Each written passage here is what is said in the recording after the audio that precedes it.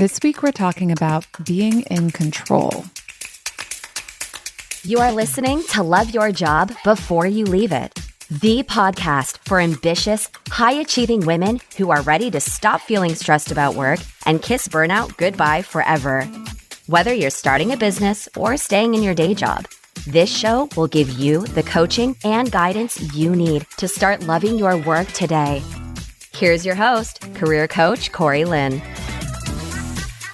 Hello, hello, hello. Happy Wednesday. Happy podcast day. I hope this episode finds you very well. I was coaching one of my one-on-one clients earlier, and we had a conversation that I was like, oh, the podcast needs to hear about this immediately. So now here I am to record a podcast for you all about it. So basically, this client said I could tell you who they are by name. So this is my client, Iris, who is wonderful. And so Iris moved recently. And not only did Iris move, but she moved countries, right? From one country to another country. So she's been setting up her apartment in her new place, right? And her brain was kind of like rushing her and pushing her to kind of get like everything put away and get it all like put together and have it all be like really nice. And I'm sure many of you can relate. I know I can relate. I moved to Sacramento almost 2 years ago, and still some of our stuff is like not put together, or like we very recently just painted our living room, even though as soon as we moved in, well, before we moved in, we knew we didn't like the paint color that was up there, but it took like a long time to sort of do that. And it's taken a really long time to settle in here, especially because we're like doing some work on the house. These things take time, right? But so for this client, like her brain was sort of like beating her up about that. And we were kind of digging into it. And what we got to was like the why was that her brain was like, well, when you're all unpacked, then everything will be under control. You're going to like feel like you like have control and like it'll be good. And you know, Iris has been coaching with me for a while, so she was kind of like, but why do I even care about being in control?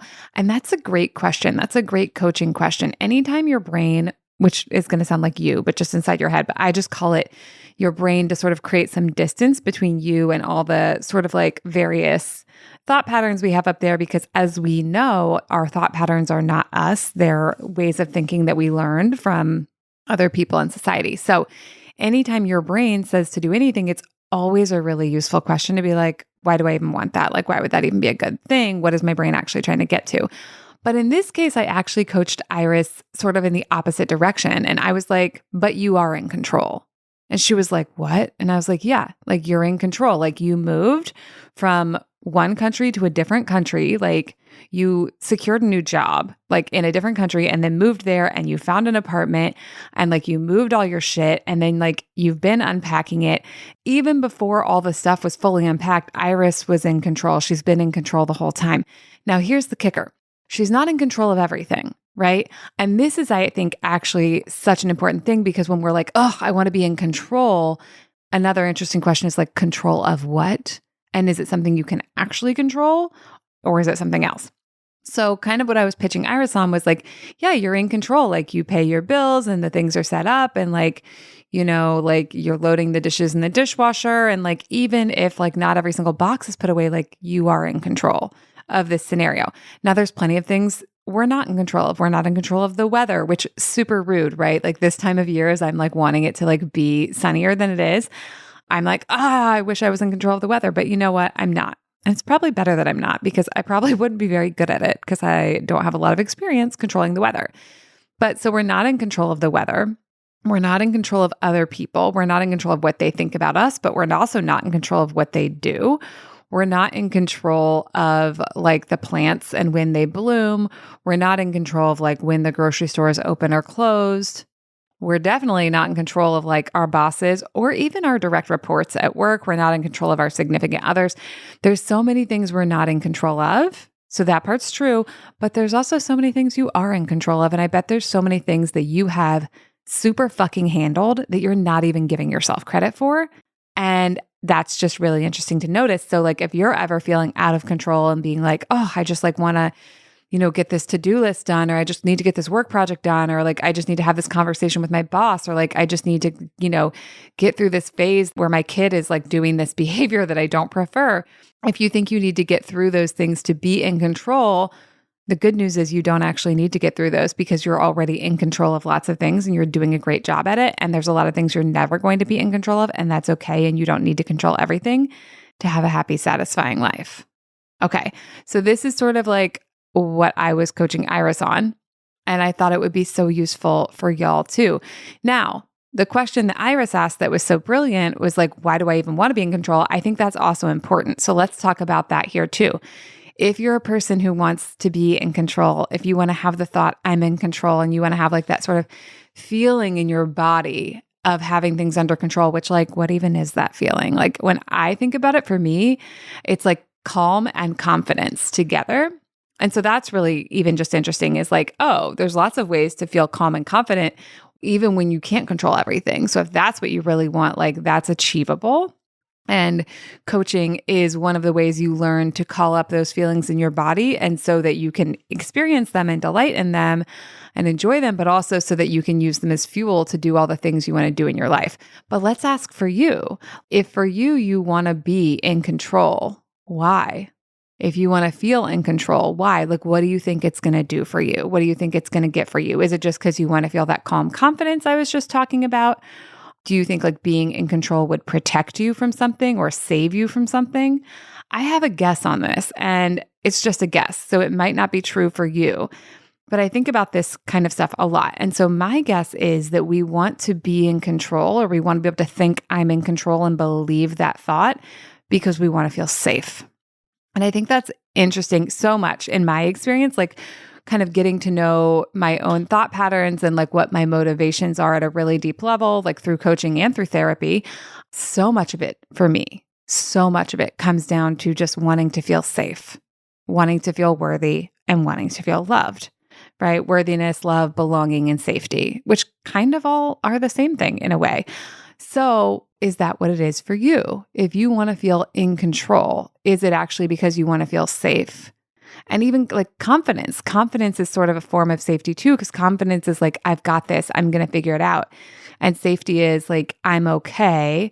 And if or when something goes wonky, I will figure it out, because life being what it is, something will go wrong at some point, and that I think is just something to be accepted. I see so many people who are like, oh, if something goes wrong, it means I did something wrong. And I'm like, what? Why would you assign that meaning to it?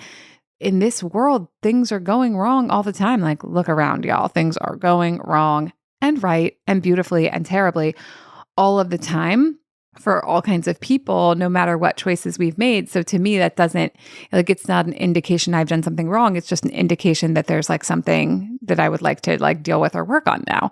So what I want y'all to take away from this is a twofold idea, right? And part one is, if what you want is to feel in control, notice where you're already in control. Notice where you're already doing a really good job. And by in control, I don't mean like super grippy and like rigid and like squeezing everything to death with your like strong grip, right? Because I think sometimes that is what people think of when they think of control, or like being in control is like controlling everything. That's not what I'm saying. But it's like, think of where you're already on track. Think of where you're already doing well. Think of where you're already being responsible. Think of where you're already like meeting the standards. Think of where you're already doing so well that your brain even forgot to like look at that, because, and this is a thing I talk about all the time, like brains tend to like focus on and pay attention to what's not working, or like what we're worried about. And like if everything in our life is working, then our brain's like, well, the world could end tomorrow, or like probably a disaster is coming. And the things that we're so good at, our brain just doesn't even notice or register, because it's like, oh, well, that's already handled. But then like that means we feel like shit a lot of the time, because it would feel really nice and good and be very like galvanizing and like confidence building to focus on and pay more attention to the places where we're already crushing it. So again, if you are craving like feeling like you're in control, where are you already in control really successfully? Like places for me are like, I pay my rent on time every month to Alex. So that's funny because like it's my girlfriend, but that's a thing I'm really good at. And even before Alex and I got together, like I think there have been a few times in my life probably when I've been late on it, but like that's something I'm really good at. I'm very in control of like paying my rent. Even when I, was in a lot of credit card debt because I was kind of trying to transition from like bartending / freelance writing into like having a 9 to 5, I still managed to pay my rent. So that's a place where I'm in control. I had control. Like I built up the responsibility and the skill set to be good with my money, at least in some ways, even when I wasn't being great with my money in other ways. And I accomplished this thing. I was in control of paying my rent and I did that. And I'm sure there are things for you, right? Like, where are you in control? Where are you doing the things you said you would do? Like, where are you, following through and stuff like that? And like, appreciate that about yourself and be like, oh, fuck yeah. Like, I'm actually responsible. I'm in control. Like, I'm doing some shit for sure. And then for the stuff where you're not in control, or for the places where you crave more control, it's like, what is it that I really want? And is there a way to get that without having to be in control of everything, right? So we talked about before, like, you don't control everything. You don't control the weather. You don't control other people. You don't control sometimes which projects you get at work, stuff like that. Like, we can always ask for what we want. And y'all know I'm a big proponent of that. And also some stuff is outside of our control, but that doesn't mean we're out of control. And if there is something we would like to control, but that we don't have the skill set to control it yet, or just don't have that responsibility. Like if it's like something we want to, tackle at work, but like it's not in our domain, like we haven't been assigned to tackle it. So it's like literally out of our control. Then you can ask yourself, like, what do I think I would be able to get by being in control of that? And how can I give that to myself anyways? Okay. So as an example, like let's take that work project thing. Like if there's a project you want to have at work, and you want to be able to control it and you want it to be in your control. Why? Is it so you could feel safe in your job? Is it so you could feel accomplished? Is it so you could feel successful? And if you're not able to actually control that one thing, how can you give yourself that anyways? Like if you want to feel safe, like tell yourself the story of how you are safe. None of us are 100% safe, like not in this world where there is uncertainty, right? But like, what are the ways in which you are safe? Make that argument, tell yourself that story. If you want to feel accomplished, what are the ways in which you are accomplished, whether you take on that task or not? If you want to feel successful, what are the ways in which you are successful, whether you take on that task or not? Okay, so let's review. If you're trying to do something in your life and you're thinking like you're doing it so that you can feel in control, how are you already in control? What are you already in control of? Like, where do you actually have control? Like, locked and loaded is the phrase my brain keeps saying, even though I think that's a gun phrase. So it's really weird that my brain would bring that up. But anyways, where is it on lock? Like, where do you have that? And for the things you can't control, what is it you would want from being able to control that? And how can you give it to yourself in a different way? And giving yourself stuff in a different way is kind of like if you're hungry and what you really want is pizza, but for some reason you can't have pizza, you can still give yourself nourishment in another way. And like if what you want is pizza, but you can't have pizza, you could still give yourself tomato sauce, and maybe in a different way, or maybe you could still give yourself cheese or bread or some of the elements of pizza in a different way without having to give it like the exact thing your brain thinks it wants. All right, y'all. That's what I have for you today. It's not that complicated of a lesson, but I think it's really going to be helpful because I think control is something that like a lot of us struggle with because like we really want to be in control. But I also think like the idea of being in control has become like kind of demonized, interestingly, where people are like, stop trying to control everything, which I agree, stop trying to control everything. But also like you can embrace and relish in the areas where like you do have control or you have things under control and that feels really good to you. Like it's a little bit both and, right? Which is how a lot of things are here at Corey Lynn LLC and here on the Love Your Job Before You Leave It podcast. Okay, so that's what I have for you. And if you want to, like my client Iris, like work on this more deeply and more personally, I invite you to come sign up for a consult call. I've got a few ways I'm working with clients now. The next SAF cohort, which is my small group coaching program, will launch in the fall. And then I'm also currently working with clients one-on-one, and I even have some spaces for people to get started right away. So come on over to my website, sign up for a consult call, and let's have a conversation about what a wildly delicious version of your life and career would look like and how coaching can help you get there. Okay, that's what I have for y'all. Thanks so much, and I'll talk to you next time. Bye. Thank you for listening to Love Your Job Before You Leave It. We'll have another episode for you next week. And in the meantime, if you're feeling super fired up, head on over to CoreyLynn.com for more guidance and resources.